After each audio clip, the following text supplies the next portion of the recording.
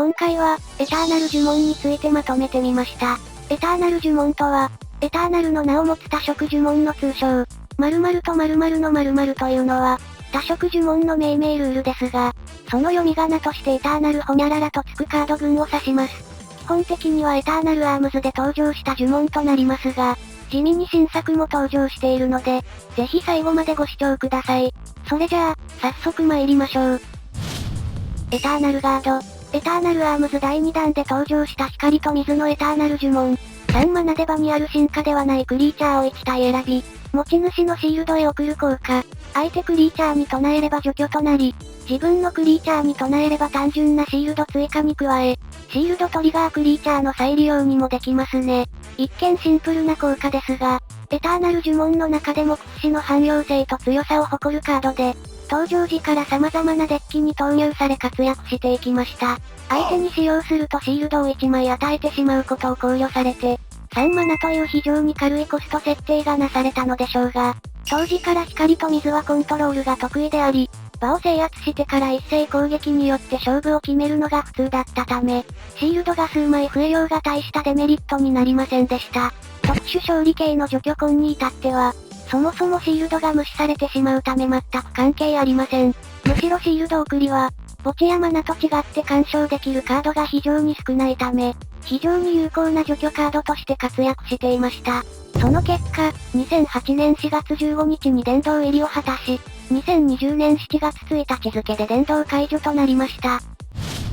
エターナルソード。エターナルアームズ第2弾で登場した水と闇のエターナル呪文。7マナで相手のクリーチャーをバウンスと破壊で2体除去しながら、マナをバウンスと破壊で2枚ランデスする効果。どちらをバウンスして破壊するかを相手が選択できるため、少々癖のあるカードではありますが、1枚で4枚もの相手カードに干渉できるのは、当時のカードパワーでは強すぎました。特に注目され始めたのはクイーン・アルカディアスの台頭。こいつを処理できるカードとして評価され始め、以降はヘビデスメタルや忍びドルゲ、多色コントロールなど、様々なデッキに投入され始めたこのカードは、どんなデッキでも連打されるだけでほぼ積んでしまうことが問題視され、ついに2009年4月15日に殿堂入り、今も殿堂入りしているのですが、さすがに1枚では当時の環境で暴れるほどではなかったので、このカードはもう見ないものとなるはずでした。しかし、使い回せるサイクリカや、突然こいつを詠唱できるサイバーダイスベガス、目的不明の作戦などの登場により、殿堂入りしてもなお使われる始末で、さすがに当時の環境でも、こいつを2回も3回も撃たれたらほぼ壊滅してしまうため、殿堂入りの解除はまだないですね。エターナル呪文筆頭のカードとなります。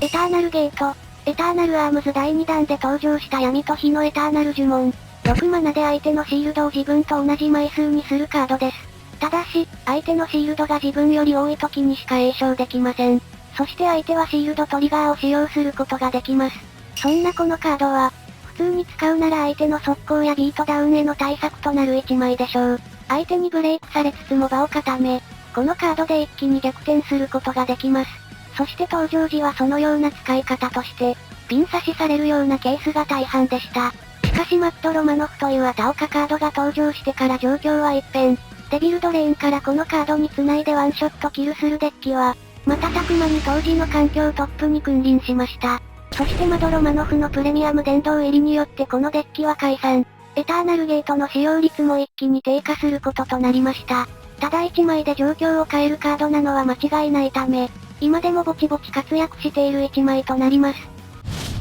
エターナルサンクチュアリ。エターナルアームズ第2弾で登場した人自然のエターナル呪文。6マナで相手のパワー5000以下のクリーチャーを1体破壊。そいつと同じコストのクリーチャーをデッキから場に出す効果です。相手のクリーチャーを除去しながら、自分のクリーチャーをタダで場に出し、しかも進化クリーチャーもいけるということで、場合によってはかなり強力な効果となります。しかし登場当初は相手依存な上に、こちらが出せるクリーチャーも大したやつがいなかったため、あまり評価されませんでした。しかしバイオレンスヘブンに入ると5原神が誕生し、相手のミストリエスなどを除去しながら、神を召喚させられる点で評価が上がりました。また、エンペラーマルコが登場すると同様の理由で採用率が上がりましたね。以降も様々なデッキで活躍するようになっていきました。ちなみにこのカードは、破壊した相手のカードが置換効果で墓地へ送られなかった場合、デッキからタダで場に出す効果は不発となります。ただサイキッククリーチャーは大丈夫です。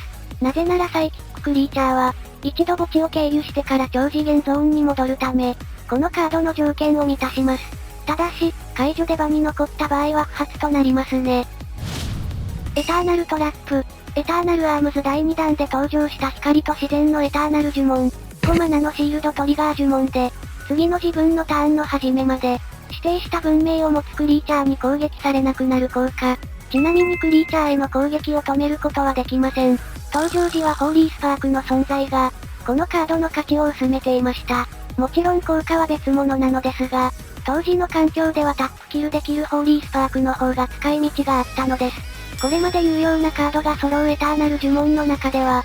最も地味な存在だったのでした。しかし、この呪文を唱えた後に誘拐した、ドラグハートクリーチャーにも効果がある点が注目され、メタカードとして脚光を浴びることになりました。つまりこのカードの効果は相手のクリーチャーそれぞれに攻撃制限をかけるものではなく、自身が攻撃されなくなるというプレイヤー自身にかかる効果のため、呪文詠唱後に出たクリーチャーも、指定した文明であれば攻撃できないという裁定があるのです。これは他の呪文にはない効果なんですよね。また、環境が進むにつれて緑単サソリスや黒単ヘルボロフなど、単色か単色気味のデッキが環境で活躍するようになり、相対的に評価を上げていきました。結果、登場初期の地味だった評価は一変し、今ではエターナル呪文にふさわしい1枚となったのです。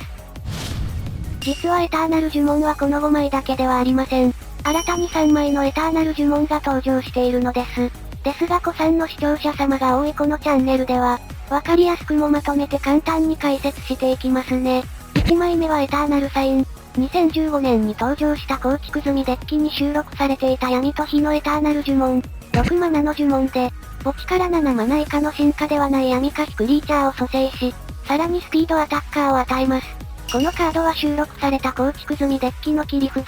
ロマノフとのデザイナーズコンボが考えられている1枚となります。ロマノフサインといえばお分かりになるかもしれませんが、その新型として活躍するほどのカードパワーはありました。しかしその後は鬼カマスなどの踏み倒しメタが大幅に数を増やし、さらに代わりの呪文の登場で枠を取られるなど、今では見る影もなくなったカードなのです。もともと構築済みデッキの1枚として、デザイナーズコンボのために用途がピンポイントだったのが、このカードの最もなシーンと言えますね。続いてはエターナルボルバルエッジ。2017年に登場した人自然のエターナル呪文。名前の通りボルバルザークの呪文版ということで、スピードアタッカーとダブルブレーカーが抜けた代わりに、特殊敗北も取り除かれたカードとなります。ちなみに追加ターン中に唱えられないデメリットこそあるものの、通常のターン中であれば何発も詠唱可能で、さらに効果も重複します。このように、無条件かつデメリットなしで、唱えただけで追加ターンを得られる点が、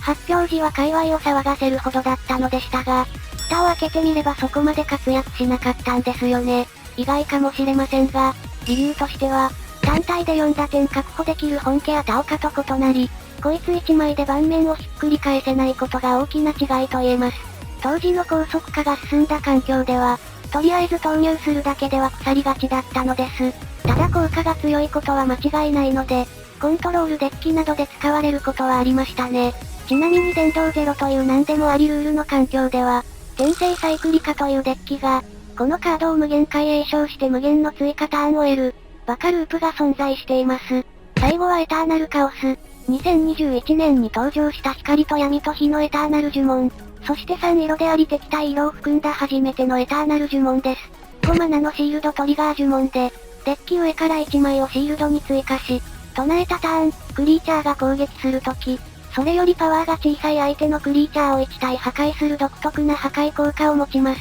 自分のターンに唱えれば、自クリーチャーすべてに除去トリガーを付与するようなもので、相手ターン中に唱えれば、独特な制限をかけることができる効果ですね。効果自体が、攻撃したクリーチャーよりパワーが低いなので、攻撃クリーチャー自体を破壊することはできません。なので相手からすれば、パワーが小さいクリーチャーから攻撃することで、破壊対象を攻撃済みのクリーチャーに限定することは可能です。したがってこのカードは、相手の攻撃の順番を制限することが可能ということです。とはいうものの決着を止められるカードではないため、正直使い勝手は悪く、あまり使われていないカードとなります。エターナル呪文最弱かもしれません。以上が新たに登場した3枚のエターナル呪文となります。いかがでしょうか？強い弱いはさておき、さすがエターナル呪文ということで、癖があるというかいいカードばかりですね。ただ私は老害なので、初期エターナル呪文がやっぱり好きです。皆さんはどうでしょうか？コメント楽しみに待っています。以上、エターナル呪文のまとめでした。今後も新たなエターナル呪文が出てくることでしょう。そろそろめっちゃ強いエターナル呪文が出そうですね。ここまでご視聴いただきありがとうございました。よかったらチャンネル登録や高評価で応援よろしくお願いします。